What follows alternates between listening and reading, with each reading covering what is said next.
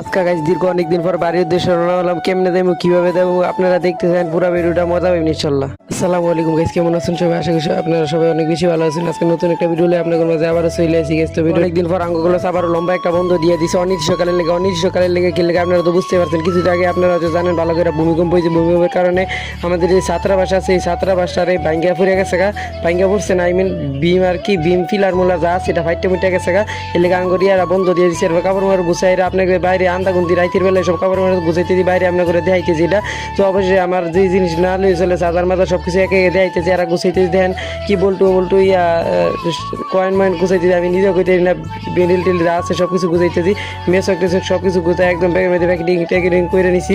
তো অবশ্যই প্যাকেটিং করে সকাল হয়ে গেছে। তো রাত্রে ঘুমাই পড়ছিলাম, আর ভিডিও করা হয় নাই। তো সকাল থেকে উল্টা খাওয়া দাওয়া শুরু করে দিয়েছি। অবশ্যই দেখেন আপনার ডিম ভাত মাইকে খাইতেছি, আপনারা দেখেন, আমিও খাই, আপনারাও দেখেন গাইস।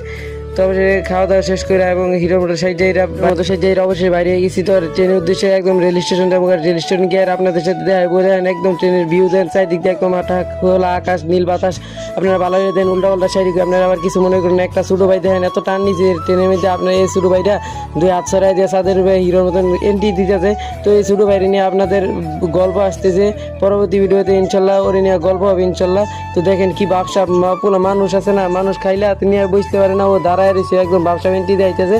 তো অবশ্যই আমাদের পাশ দিয়ে একটা ট্রেন যাবে, ও গাইস সেই সাথ এই ট্রেন দিয়ে যখন অনেক বাড়ি থাকার পর আবার ঢাকার উদ্দেশ্যে রওনা তখন গাইছে অনেক কষ্ট লাগে। তো গাইছে অবশ্যই ভিডিও করতে করতে অবশ্যই আমাদের শ্রীপুরায় একটা নতুন অটো লইছি। অটোর মধ্যে একদম অটোলা মামা একদম খেপে টান নিয়েছে। ওরকম আমার তাড়াতাড়ি যান বাড়িতে যেতে হবে তাড়াতাড়ি। তো গোসিন গায়ে আরেক দুইটা উঠছে, আরেক দুইটা এটা বাজার কোনো ভিডিও করা হয় না, বাজার থেকে আরেক অটো নিয়ে বাড়ির উদ্দেশ্যে রওনা হলাম। ধন্যবাদ।